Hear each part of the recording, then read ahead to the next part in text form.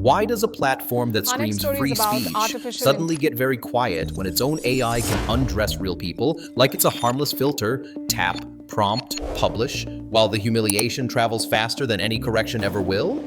Grok's Imagine feature on X didn't just get misused. It made non-consensual sexualized image manipulation feel frictionless, to the point that Indonesia and Malaysia became the first countries to block access over obscene manipulated content, including depictions involving women and minors.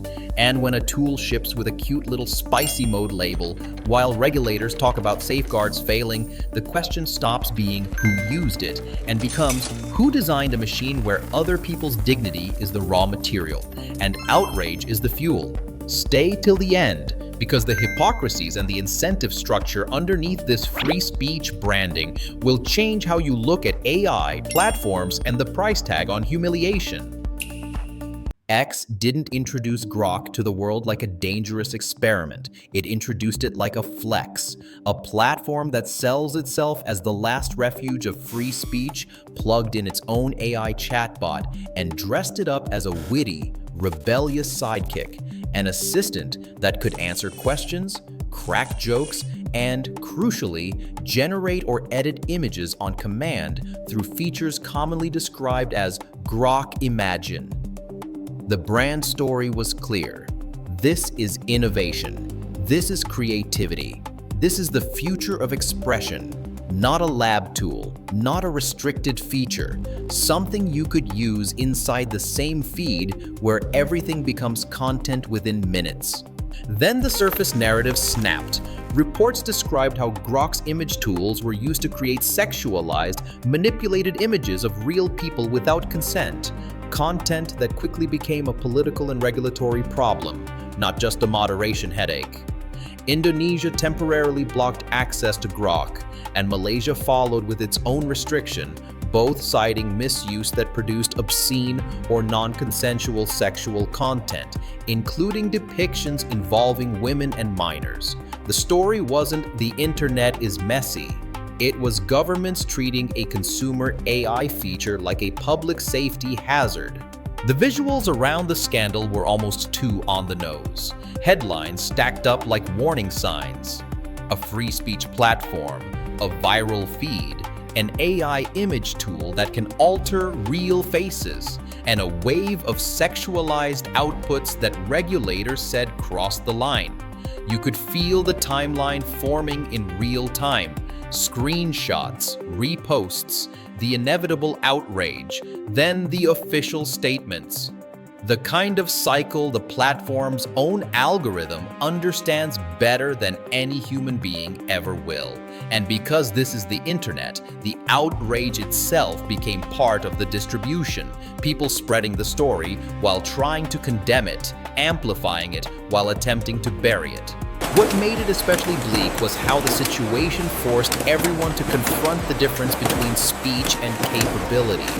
Nobody is arguing that people shouldn't be allowed to speak. The argument is whether a platform should make it trivially easy to generate and distribute non-consensual sexualized imagery, especially in a system where content can travel at the speed of replies. Malaysia's communications regulator explicitly criticized reliance on user reporting rather than stronger preventive safeguards, which is a polite way of saying the safety plan looked like let it go viral first, then we'll see what the damage report says. And in the middle of all that, the branding stayed oddly breezy. Reporting noted that Grok Imagine included a spicy mode for adult content, an almost cheerful label that lands differently when the controversy involves manipulated, sexualized images and regulators worrying about minors. It's the kind of detail that makes you pause because it reveals the product mindset: edgy, permissive, engagement first. A feature built to feel playful even when the playground has no fence. But remember, this is still the surface image, the official storyline of misuse, bad actors, content challenges, and we're addressing it.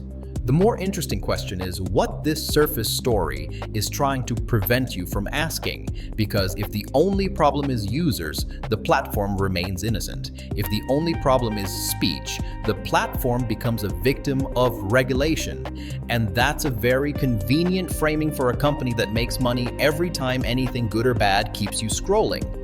And here's the part where the camera should zoom in, because once a platform has to deal with country-level blocks and escalating scrutiny, the real story isn't just what happened. It's how a free speech identity gets weaponized to protect design decisions, and how quickly creativity becomes a cover story for a machine that can manufacture shame at scale. The myth starts with a slogan and ends with a liability waiver. X markets itself as the last town square, the place where truth supposedly survives because nobody's allowed to touch it, except, of course, the platform itself, which curates your feed with an algorithm like a nightclub bouncer deciding what you get to see. And then Grok arrives as the house comedian, the in-platform AI that can talk, riff, and generate images through Grok Imagine, framed as creativity, speed, and freedom in product form. When the backlash hits, the myth hardens into talking points. It's always misuse, never design. It's always bad actors, never frictionless capability.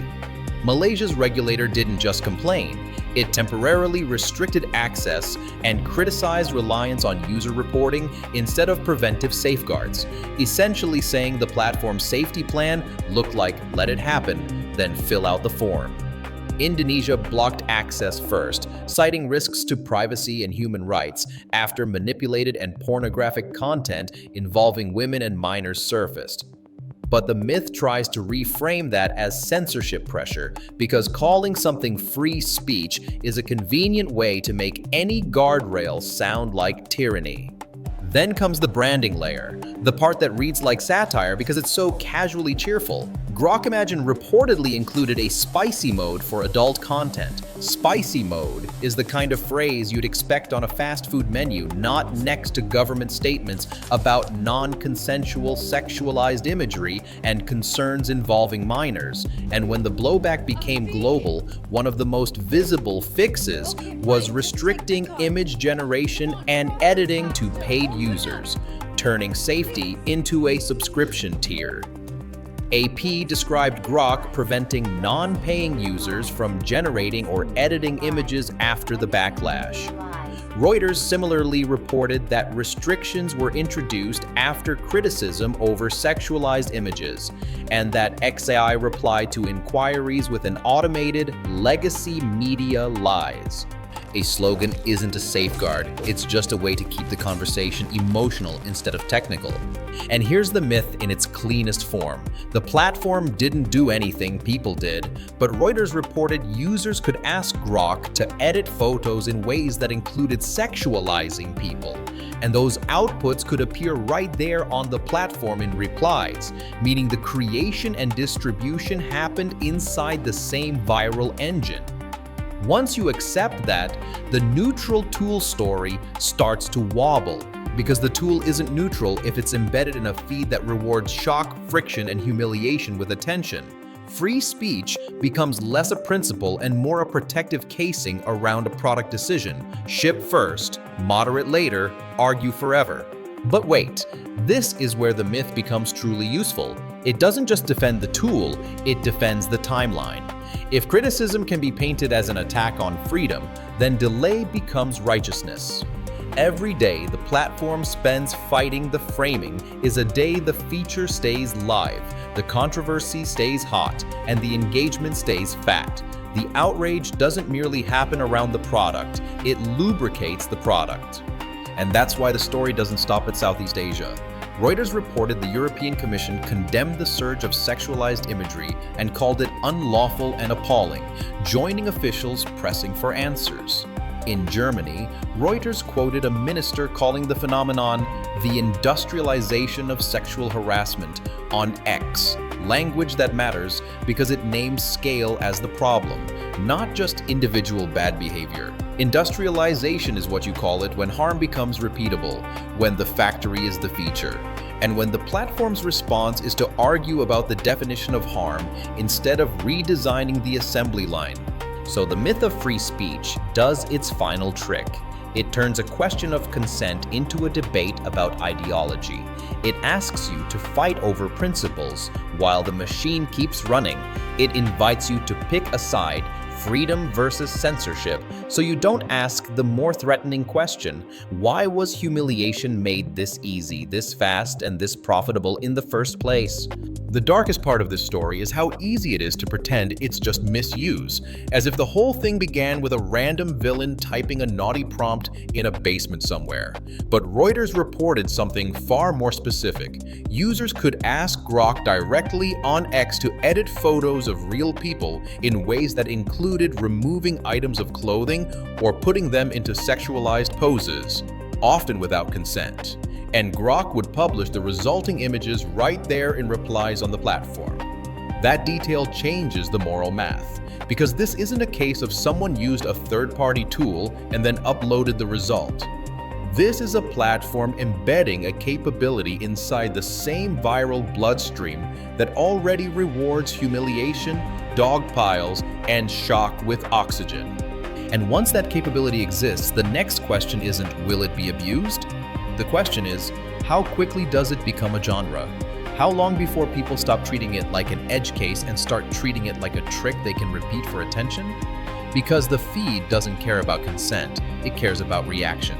The algorithm doesn't ask whether a body was real, it asks whether you paused, replied, quote posted, or sent it to someone with the digital equivalent of a gasp. But wait, here's the real motive structure hiding in plain sight. The entire free speech identity makes it easier to sell a product decision as a principle. When regulators object, the platform can frame safeguards as censorship and criticism as an attack on freedom, even when the issue is a machine that can manufacture sexual humiliation at scale. Malaysia's communications regulator didn't talk like this was a philosophical disagreement.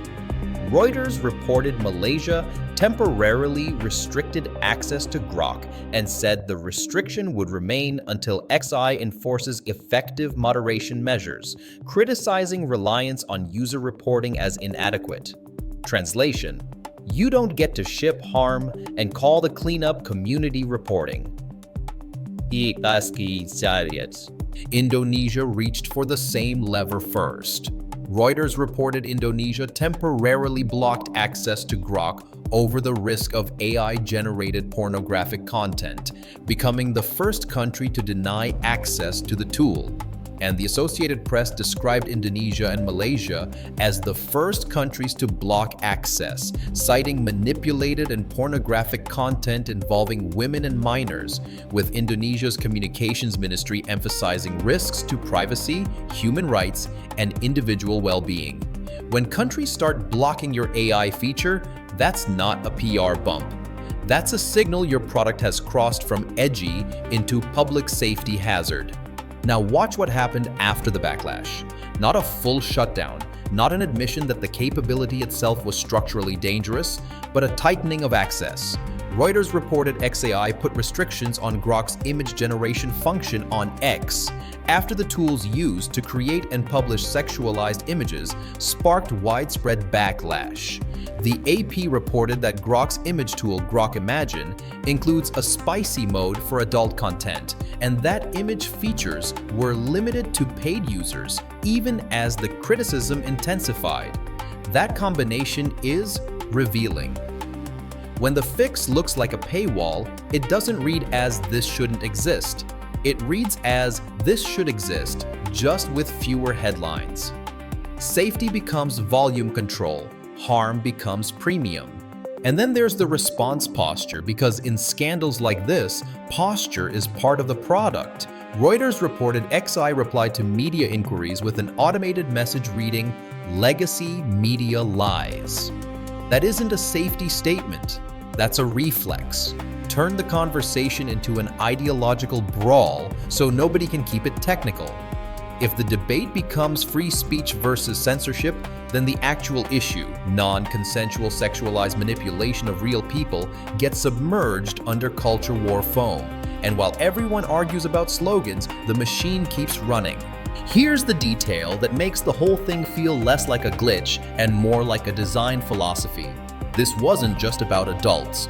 Reuters reported Grok generating sexualized images of women and minors and described a case involving a musician in Brazil whose photo was used alongside broader global backlash and official scrutiny. Once minors enter the picture, the line isn't blurry anymore. The outrage isn't performative, it's a fire alarm. That's why the story didn't stay local. Europe got involved at the level of law and compliance, not vibes. Reuters reported the European Commission described images of undressed women and children being shared across X as unlawful and appalling, joining officials condemning the surge in non-consensual imagery. Then Germany sharpened the language further. Reuters reported Germany's media minister Wolfram Weimer urged the European Commission to take legal steps to stop what he called the industrialization of sexual harassment taking place on X. Industrialization. That word matters because it names the true horror. Not one bad image, not one bad user, but a repeatable pipeline. Humiliation turned into output. Output turned into engagement. Engagement turned into money. And this is the motive that sits underneath everything. Platforms are rewarded for building engines that keep people staring. If the most viral content is also the most degrading, then the platform faces a choice between ethics and growth. The public story says innovation. The private pressure says engagement, and the easiest way to reconcile those is to ship first, moderate later, and hide behind ideology when the consequences show up. Oh, but wait, because the most cynical move isn't even the feature itself. It's what user reporting does to responsibility. It turns consent violations into a customer service workflow. It tells victims to document their own humiliation, submit it through a process, and hope it's handled quickly, while the content has already traveled. That's why Malaysia's regulator criticized reliance on user reporting and demanded stronger preventive measures before lifting restrictions. A system that depends on victims to trigger safety doesn't prevent harm, it manages PR. So the story stops being who clicked the button and becomes who decided the button should exist in a public feed, with outputs publishable in replies, inside an engagement engine that thrives on shock. And once you ask that, it becomes hard to see this as a neutral tool. It starts to look like a machine that can convert other people's dignity into attention, then convert attention into revenue, then call the backlash an attack on freedom. Zoom out, and this isn't just an X problem, it's a blueprint problem. It's what happens when move fast collides with generate anything, and the collision happens on a platform whose business depends on viral reactions. Generative AI doesn't merely create new images, it creates a new relationship with reality. It teaches people, quietly, repeatedly, that a person's likeness is raw material. A face becomes a sticker you can drag into any scene. A body becomes optional. Consent becomes a tedious footnote, like terms and conditions nobody reads. And once that mindset is normalized, the damage doesn't stay online. It follows people into real life. Reputations, relationships, safety, careers, mental health. The harm doesn't disappear when the post is deleted. It reproduces in screenshots and search results. That's why this story drew government-level responses. Malaysia's regulator said the restriction would remain until effective moderation measures were enforced, criticizing reliance on user reporting instead of preventative safeguards.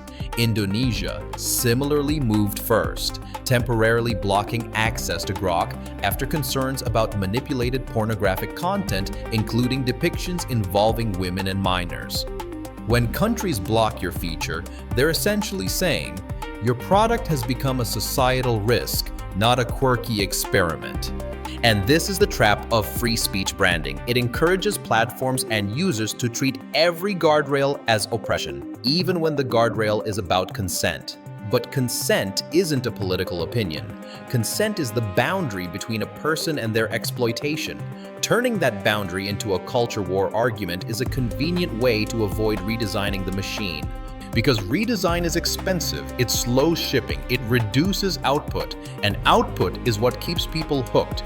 Look at the mechanics of virality. The content that spreads fastest is the content that provokes the strongest reflex: shock, disgust, arousal, rage.